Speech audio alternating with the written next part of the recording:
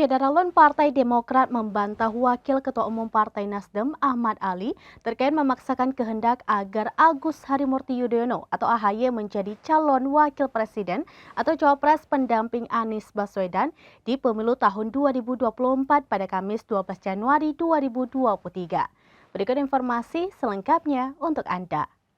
Syederalun, Partai Demokrat membantah Wakil Ketua Umum Partai Nasdem Ahmad Ali terkait memaksakan kehendak agar Agus Harimurti Yudhoyono atau AHY menjadi calon Wakil Presiden atau Cawapres pendamping Anies Baswedan di pemilu pada tahun 2024 pada Kamis 12 Januari 2023.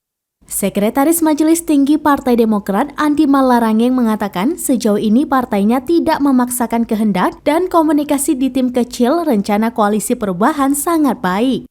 Andi mengakui jika dalam pembahasan baik PKS, Demokrat, dan Nasdem masing-masing memiliki aspirasi. Ia mengungkapkan semestinya tidak susah apabila dilihat secara objektif pasangan mana yang berpeluang menang. Sebelumnya, Ali mengatakan usulan Partai Demokrat terkait Anies AHY terkesan memaksakan kehendak lantaran di internal rencana koalisi perubahan belum menyepakatinya.